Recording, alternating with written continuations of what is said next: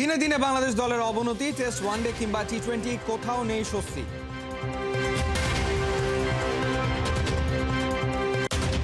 পেশাদার কোচ হিসেবে শুরু হলো আশরাফুলের পথ চলা। রংপুর রাইডার্সের ক্রিকেটারদের পথ দেখাতে মরিয়া।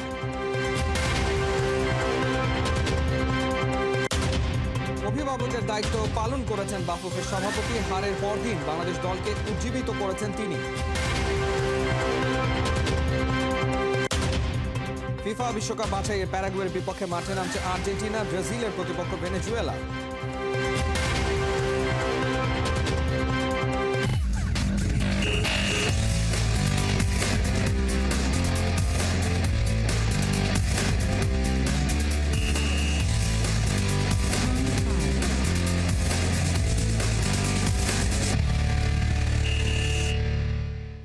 স্বাগত খেলা যোগে, আপনাদের সাথে আছি আমি ফাইম রহমান। দিনে দিনে ক্রিকেট দলের অবনতি, টাইগাররা হতাশ করছে টেস্ট ওয়ানডে টি-20 3 ফরম্যাটে। শান্ত মিরাজদের সমস্যাটা আসলে কি? চাপ নাকি সমস্যাটা মানসিক? সাবেক ক্যাপ্টেন খালেদ মাহমুদ মনে করেন সমস্যার সমাধানটা ক্রিকেটারদেরই খুঁজে নিতে হবে। নাইয়ান বিন জসিমের রিপোর্ট। আরম্ভ করলো আগে না হয় পাবন ভাই হয়তো প্লেয়ারদের সাথে কথা বলতেন, চাপ হয়ে যেত সেটা। এখন নিশ্চয়ই ফারুক ভাই ডাইরেক্ট কথাও বলছেন না যে চাপ হবে। ওয়ানডে র্যাঙ্কিংয়ে 11 ধাপ এগিয়ে ক্যারিয়ার সেরা 23 নম্বরে এখন নাজমুল শান্ত। 10 ধাপ এগিয়ে গেছেন সাইলেন্ট কিলার মাহমুদুল্লাহ রিয়াদ। উন্নতি করেছেন মেহেদী মিরাজ, কিন্তু সিরিজ হেরে র্যাঙ্কিংয়ে নিচে নেমে গেছে টিম টাইগার্স। আফগানিস্তান 8 নম্বরে আর বাংলাদেশ নেমে গেছে 9-এ। নিজেদের পছন্দের ফরম্যাটে পিছিয়ে যাওয়া টেস্টে পাকিস্তানকে দুর্দান্তভাবে সিরিজ হারিয়েও পরের 4 টেস্টে যাচ্ছে তাই ক্রিকেট খেলা। হারতে হারতে রীতিমতো হাঁপিয়ে উঠেছে টাইগাররা। দিনে দিনে আসলে কি কারণে নিম্নমুখী হচ্ছে দেশের ক্রিকেটের গ্রাফটা? একটা গ্রাফ তো উপরের দিকে যাবে, স্লো হোক বাট সেটা উপরের দিকে যাবে, কিন্তু আমাদের গ্রাফটা এত উপর নিচে করতেছে। মানে এখন তো স্বাধীন বাংলাদেশ আমরা সবাই বলছি না, আমরা নতুনভাবে স্বাধীনতা পেয়েছি। স্বাধীনতা প্লেয়ারদের সেই স্বাধীনভাবে কথা বলা উচিত যে কোথায় ওদের প্রবলেমটা হচ্ছে, লেট দেম টক। যদি এরকম অনেক কথা শুনলাম যে আগের বোর্ডে আমরা নাকি মানে চাপ প্রয়োগ করতাম, এরকম করতাম, তো এখন তো বোর্ডটা করছে না চাপ প্রয়োগ। তো যদি চাপ প্রয়োগটা নাই থাকে তাহলে ওরা স্ট্রেট বললেই পারে যে কোথায় কি প্রবলেম হচ্ছে না হচ্ছে, কেন হচ্ছে, ওরা কথা বলুক। এটাই আগে না হয় পাবন ভাই হয়তো প্লেয়ারদের সাথে কথা বলতেন, চাপ হয়ে যেত সেটা। এখন নিশ্চয়ই ফারুক ভাই ডাইরেক্ট কথাও বলছেন না যে চাপ হবে। সুতরাং আমার মনে হয় যে এই দায়িত্বটা আগে দিয়ে দিতেন, প্রেসিডেন্টের উপরে চাপিয়ে দেওয়া হয়েছে যে প্রেসিডেন্ট কখন দিতেন বলে চাপে পড়ে যেত। এখন তো চাপে পড়ার কেউ চাপ দিচ্ছে না, তা এখন পারফরমেন্সটা কেন হচ্ছে না এটা তো জানার দরকার আসলে। এখন আবার কে চাপ দেওয়া আরম্ভ করলো? তো সেটা স্বাধীনভাবে বললেই পারে, বা আমরা তো বিসিবিতে চেষ্টাই করছে কোচ আনার জন্য। হাতুরা সিংয়ের প্রবলেম ছিল, তাকে সরিয়ে দেওয়া হলো, তার জায়গায় দারুণ একজন কোচ নিয়ে আসে ফিল সিমন্স। দারুণ একজন মানুষ, সত্যি কথা ফিল দারুণ একজন মানুষ, দারুণ একজন কোচ। তো ও তো একজন মানে নিয়াট ভদ্রলোক, তোর মতন একটা মানুষ এসছে। এখন তো ড্রেসিং অ্যাটমসফিয়ার আরও বেটার হওয়া উচিত। তাহলে সব দিক থেকে তো বিসিবি চেষ্টা করলো না, তাহলে এখন পারফরমেন্সটা না হওয়ার রিজনটা কি আসলে? মানে এটা আমাদের কি মানসিকভাবে আমরা কোনখানে আমাদের ছেলেদের প্রবলেম আছে? ট্রেনিং ফ্যাসিলিটি যে আমি বলবেন খারাপ তা না, বিদেশি এতগুলা কোচ কাজ করে, হ্যাঁ ফ্যাসিলিটি ডেভেলপ, তাহলে পারি না কেন আমরা? ওয়েস্ট ইন্ডিজে এখন লম্বা সফরে আছেন টাইগাররা। শুরুতেই টেস্ট পরীক্ষা, যেখানে ব্যাটিং ডিপার্টমেন্টে সাকিব, মুশফিক, শান্তর মতো ক্রিকেটার থাকবে না। ভারত আর সাউথ আফ্রিকার বিপক্ষে হাবুডুবু খাওয়া টাইগাররা এবার ক্যারিবিয়ান দ্বীপে হতে পারে আরও বেশি দিশেহারা। মানে আমি নিজেও সারপ্রাইজ যে ব্যাটিং কেন এমন হচ্ছে হঠাৎ করেই। আমরা তো খুব ভালো খেলছিলাম, পাকিস্তানের সাথে সিরিজ জিতে আসার পর আমার মনে হয় যে কনফিডেন্ট তো অনেক বড় থাকা উচিত ছিল না? সেখান থেকে তো আপনি ইন্ডিয়ার সাথে হারতেই পারেন, ইন্ডিয়ার কন্ডিশনে টাফ অলওয়েজ। কিন্তু দেশের বাড়িতে সাউথ আফ্রিকার 3 দিনের টেস্ট ম্যাচ হারাটা একটু দুঃখ পেয়েছি। ওটাই যে হারতেই পারি, আমি বলছিলাম সাউথ আফ্রিকার সাথে আমাদের জেতার দরকার আছে, বা আমরা আমাদের হোম কন্ডিশনে তো আমরা আরও বেটার ক্রিকেট খেলতে পারতাম, বা টেস্ট ম্যাচটা আরও ভালো হতে পারতো। সেটা হয়নি, 2টা টেস্ট ম্যাচে হয়নি। কোনো কোচই আসলে পারবে না এইভাবে হঠাৎ করে আপনি চেঞ্জ করে দিতে বললেই আপনি পারবেন না। সুতরাং আপনার চেঞ্জ করতে হলে কেন হচ্ছে এটা ছেলেদেরকে আমি প্রথম, যেমন আমি ফার্স্ট স্টেক হোল্ডার ক্রিকেটের মধ্যে ক্রিকেটারদেরকে বুঝি। ব্যর্থতার কারণে আমি সব জায়গায় ক্রিকেটারদেরই দিই যে এই ব্যর্থতার কারণ খেলে ওরা, কোচ তো খেলে না, বা ক্রিকেট বোর্ড তো খেলে না, ঠিক না? খেলে ওরা। সুতরাং যেমন দায়িত্বটাও ওদের, গর্বর জায়গাটাও ওদের, ব্যর্থতাও ওদেরকেই নিতে হবে। নাহিয়ান বিন জসিম, 71। পেশাদার কোচ হিসেবে পথ চলা শুরু হলো মোহাম্মদ আশরাফুলের। বিপিএল এর দল রংপুর রাইডার্সের ব্যাটিং কোচের দায়িত্ব নিয়ে দেশকে ভালো কিছু দেওয়ার স্বপ্ন দেখছেন। ক্রিকেট ক্যারিয়ারের সব অভিজ্ঞতায় তরুণ ব্যাটারদের কাছে বিলিয়ে দিতে মরিয়া বাংলাদেশের অনেক বড় বড় জয়ের নায়ক। সাইফুল উপকের রিপোর্ট। আফিফ, সোহান, সাইফুদ্দিনদের অনুপ্রেরণা দিচ্ছে। জুলাই আগস্টের ছাত্র জনতার আন্দোলন থেকে সাহসও মিলছে। জাতীয় দলের ম্যাচ জার্সিকেও হার মানায় রংপুর রাইডার্সের প্র্যাকটিস কিট। লাল সবুজের মাঝেই ফুটে উঠেছে ছাত্র জনতার আন্দোলনের নানা মুহূর্ত। গায়ানায় গ্লোবাল সুপার লিগে সাহসী হয়েই যেন লড়াই করতে পারে রাইডার্স ক্রিকেটাররা, সেই চিন্তাতেই এমন উদ্যোগ। নিচের দিকে আপনারা দেখতে পাচ্ছেন যে বাংলাদেশের পতাকা সহ অনেক মানুষ দেখা যাচ্ছে। সো যেহেতু বাংলাদেশে একটা চেঞ্জ এসেছে এবং যেভাবে করে বাংলাদেশ একটা নতুন বাংলাদেশ হওয়ার চেষ্টা করছে, ওভাবে করে আমরা একটা বাংলাদেশকে একটা ট্রিবিউট করে এবং বাংলাদেশের পতাকা সব কিছু ব্যবহার করে দেখাতে চাচ্ছি যে রংপুর খালি আসলে এখন রংপুরের টিম না, পুরো বাংলাদেশের টিম। স্পটলাইট কারা প্র্যাকটিস কিটে আলোকিত বাংলার ক্রিকেটের প্রথম লাভ, প্রথম সুপারস্টার। ভাবছেন আশরাফুলও কি খেলবেন? ক্রিকেটার হয়ে আর নয়, ব্যাটারদের তালিম দেওয়ার দায়িত্বে টেস্ট ক্রিকেটের সর্বকনিষ্ঠ সেঞ্চুরিয়ান। লেভেল 3 কোচিং কোর্স করা অ্যাশের নয়া ক্যারিয়ারে টেক অফ হলো। আমার যে এক্সপিরিয়েন্স, খেলার এক্সপিরিয়েন্স, দেখার এক্সপিরিয়েন্স, অবশ্যই আমি মনে করি যে আমি হেল্প করতে পারবো আমাদের টিমের সব প্লেয়ারদের, এলিট প্লেয়ার যারা আছেন। ব্যাটিংয়ের নানা দিক দেখিয়ে দিচ্ছেন, লম্বা ক্যারিয়ারের অভিজ্ঞতা শেয়ারও করছেন। ক্যাচিং প্র্যাকটিসেও বেশ সিরিয়াস। এক সময়ের ক্লাসিক্যাল এই উইলোবাজের কি নেটে কিংবা ম্যাচে এখনো ঝড় তুলতে মন চায় না? না, আমি যেহেতু একাডেমির প্র্যাকটিসগুলোতে প্র্যাকটিস করানোর পরে আমি আমার ব্যাটিং প্র্যাকটিস করি, এনজয় করি আমি এখনও। তো কিন্তু যেহেতু আসলে আমার কাজ শেষ করার পরে আমি চেষ্টা করি স্টিল আমি ব্যাটিং, ফিল্ডিং এইগুলো করার চেষ্টা করি, ফিটনেস ধরে রাখার চেষ্টা করি। যেহেতু আমি তাদের করাচ্ছি এবং ওই জিনিসটা যদি আমিও করতে পারি তাহলে হয়তো আরও গ্রহণযোগ্যতাটা বাড়বে। এটা মনে করে এখন আমি ব্যাটিং, ফিল্ডিং, বোলিং করে থাকি। দেশ বিদেশে বড় বড় প্রতিপক্ষের বিপক্ষে ম্যাচ উইনিং নক খেলা মোহাম্মদ আশরাফুল কি কোচ হিসেবে জাতীয় দলে কাজ করার স্বপ্ন দেখেন? বিসিবির নয়া উদ্যোগ, সালাউদ্দিনের নিয়োগ বেশ আশাবাদী করছে তাকে। ডেফিনেটলি, অবশ্যই এটা অনেক আগে করা উচিত ছিল। বিশেষ করে অনেকগুলো পজিশনই আমাদের লোকাল কোচ থাকলে ভালো হতো। তো সালাউদ্দিন ভাই অলমোস্ট 13-14 বছর পরে আবার এই ন্যাশনাল টিমের রাডারে ঢুকেছেন। এটা আমি মনে করি অবশ্যই পজিটিভ, আমাদের প্লেয়ারদের জন্য ভালো। হয়তোবা খুব ইজিলি হয়তোবা ওনার সাথে রিলেশনটা আছে সবারই। তো অবশ্যই আশা করব ওয়েস্ট ইন্ডিজে আমাদের টিমটা ভালো করবেন। যদি টিম ভালো করে তখনই কিন্তু আসলে কোচের থাকাটা বেনিফিট হবে। যদি টিম ভালো না করে তখন কিন্তু আসলে আমরা আবার প্রশ্ন তুলব। কিন্তু আমি মনে করি যে খুবই ভালো সালাউদ্দিন ভাই ঢোকাটা আমাদের বাঙালি যারা আছেন, যারা ফিউচারে স্বপ্ন দেখেন, ডেফিনেটলি তাদের জন্য ভালো। সাইফুল রূপক, ৭১। আইপিএল এর মেগা নিলামের দিকে তাকিয়ে বাংলাদেশের 13 ক্রিকেটার আলোচনায়। তারকা অলরাউন্ডার সাকিব আল হাসান। আন্তর্জাতিক টি-20কে বিদায় জানানো সাকিব কি আইপিএল এর নিলামে দল পাবেন? রহমান পেয়ারের রিপোর্ট। ৩ বছর আগে সাকিব আল হাসানকে দলে টেনে এভাবেই নিজেদের উচ্ছ্বাসের কথা জানিয়েছিল শাহরুখ খানের দল কলকাতা নাইট রাইডার্স। আইপিএল এর আসন্ন মেগা নিলামে সাকিবকে নিয়ে থাকবে তো ফ্র্যাঞ্চাইজিগুলোর উচ্ছ্বাস। বেশি দূর পেছনে যেতে হবে না, যে সময়ে সাকিব আল হাসানের নাম শুনলেই চোখের সামনে ভেসে ওঠে বিশ্বের অন্যতম সেরা অলরাউন্ডারের প্রতিচ্ছবি। বাংলাদেশের ক্রিকেট ইতিহাসে এক অবিচ্ছেদ্য নাম। কিন্তু বর্তমান সময়ের সাকিব কি সেই সাকিব?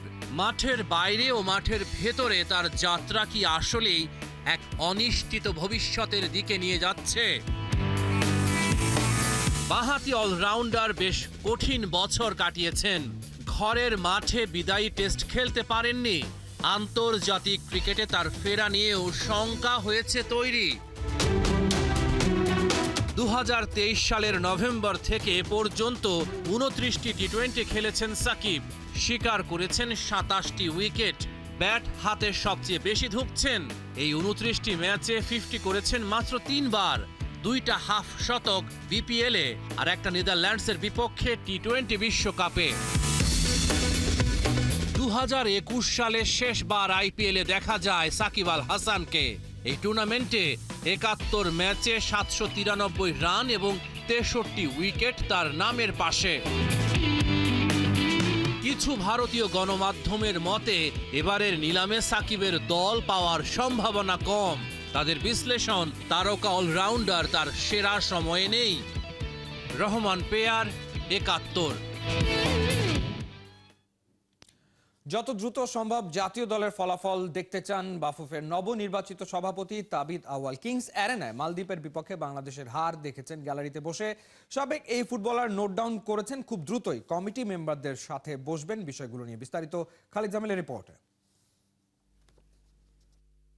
মালদ্বীপের সাথে বাংলাদেশকে হারের স্বাদ নিতে হয়েছে কিছুক্ষণ আগেই। শেষ বাঁশির পরেই গ্যালারি ছাড়েন বাফুফের নবনির্বাচিত সভাপতি তাবিদ আউয়াল।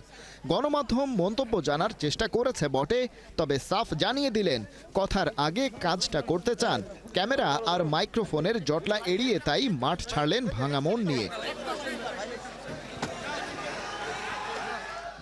বাকিরা যখন মাঠের লড়াইয়ে বুথ, মিস্টার প্রেসিডেন্ট ছিলেন নিজের কাজে ব্যস্ত। নিজের মতো নোট ডাউন করেছেন সম্ভাব্য সমাধান নিয়ে। এরই মধ্যে শুরু করেছেন প্রসেস। তাবিদ আউয়াল ভাই তিনি প্রেসিডেন্ট, তিনি এবং এক্স ফুটবলারও, এবং তার জায়গা থেকে তার চোখটা আলাদা হওয়ার কথা নিশ্চয়ই ফুটবলার হিসেবে। তার সঙ্গে এই বিষয়ে কোনো কথা হয়েছে কিনা? না, আজকে খেলার পরে কথা হয়নি, তবে খেলার আগে উই স্যাট টুগেদার, এবং তিনিও খেলার ব্যাপারে অনেক আগ্রহী, এবং উনি তো টেকনিক্যালি অনেক সাউন্ড, আমার থেকে অনেক ভালো বুঝেন, সুতরাং তার একটা গাইডেন্স তো আমাদের থাকবেই। ফুটবলের হারানো ইমেজ ফিরিয়ে আনতে জাতীয় দলের পারফরমেন্সের বিকল্প নেই। একটা জয় বদলে দিতে পারে সব। তবে সেই জয় নামের সোনার হরিণ আসেনি ঘরের মাঠে মালদ্বীপের মতো ছন্ন ছাড়া দলের সাথেও। এক গোল হজম করে ম্যাচ হারের বেদনা সইতে হয়েছে বাফুফের নবনির্বাচিত কমিটিকেও। সভাপতির সাথে গ্যালারিতে ম্যাচের শুরু থেকে শেষ পর্যন্ত ছিলেন 4 সহসভাপতিও। হাড়ে হাড়ে টের পেয়েছেন এখনও অনেক কাজ বাকি। যেতে হবে বহুদূর, পাড়ি দিতে হবে দুর্গমগিরি কান্তার মরু। কারণ হেড কোচ তার ছাত্রদের নিয়ে রীতিমতো দিশেহারা। আমরা বারবার সেট পিসে গোল খাচ্ছি। ভুটানের বিপক্ষে দ্বিতীয় আন্তর্জাতিক প্রীতি ম্যাচেও এমনভাবে গোল খেয়েছিলাম। এই একটা জায়গায় বারবার শিখিয়েও কাজ হচ্ছে না। ব্যাপারটা দুশ্চিন্তা ও হতাশা।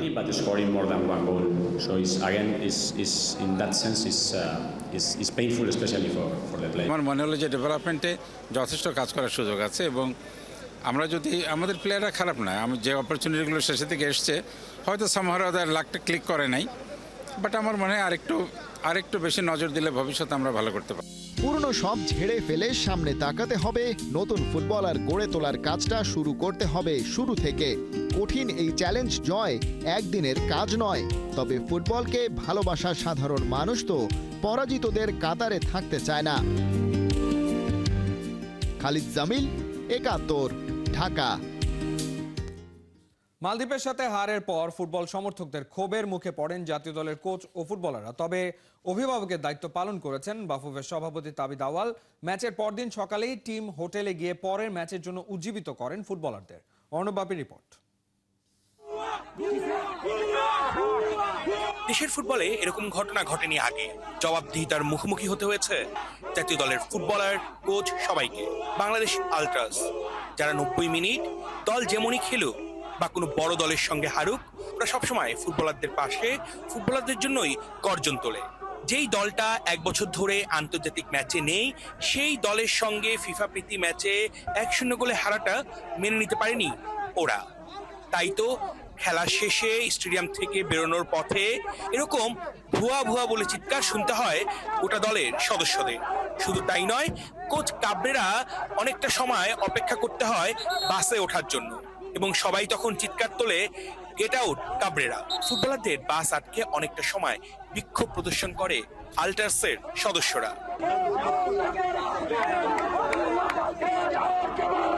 তবে অভিভাবকের দায়িত্ব পালন করেছেন ফুটবল ফেডারেশনের সভাপতি তাবিদ আউয়াল। সকালেই পৌঁছে গেছেন টিম হোটেলে। আগামী ম্যাচের জন্য অনুপ্রেরণা বাড়িয়েছেন ফুটবলারদের। যখন জাতীয় ফুটবল দল খুব ভালো খেলে পরাজিত হলো, কি মনে হয়েছে? মানে আমরা ম্যাচটা কি অনেক চেষ্টা করেও পারলাম না, ছেড়ে দিয়েছি।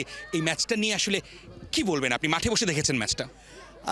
দুঃখ প্রকাশ করছি, আমাদের আরেকটা ম্যাচ বাকি আছে সিরিজের, তাই কমপ্লিট সিরিজ শেষ না হওয়া পর্যন্ত আমি কোনো কমেন্ট করতে চাচ্ছি না যেটা দলের খেলার প্রতি কোনো ইতিবাচক অথবা নেতিবাচক প্রভাব পড়ে।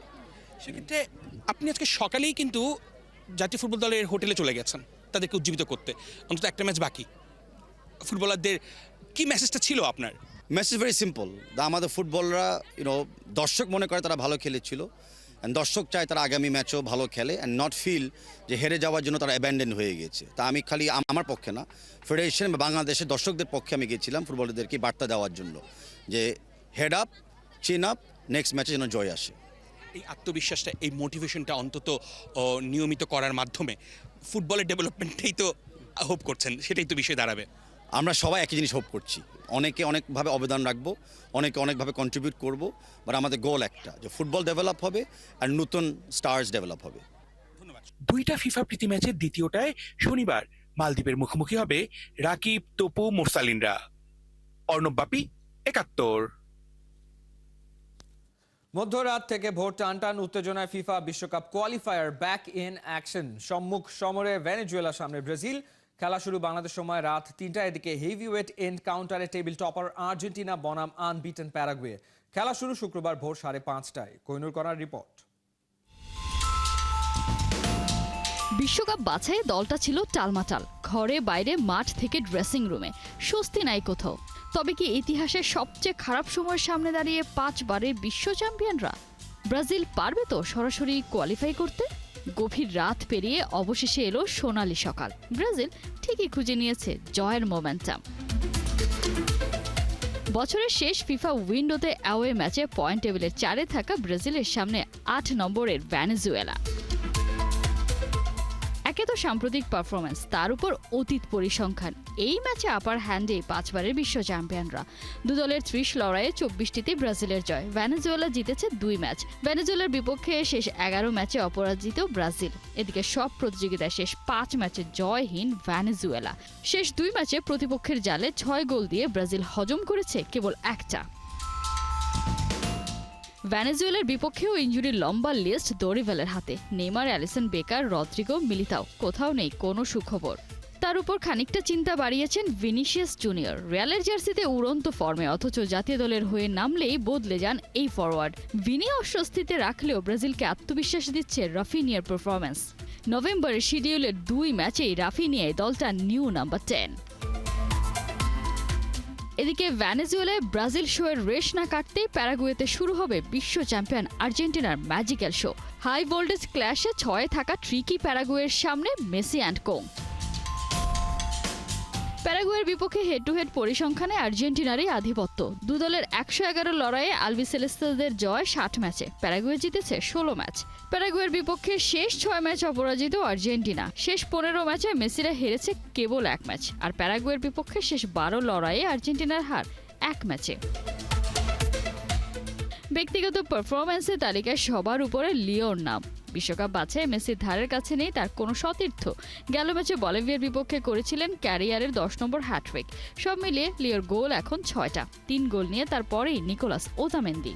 প্যারাগুয়ের বিপক্ষে স্কালোনির সম্ভাব্য 4-3-3 ফরমেশনে লিও মেসির সাথে থাকছেন লাউতারো মার্তিনেজ আর হুলিয়ান আলভারেজ। কোহিনুর কণা, ৭১।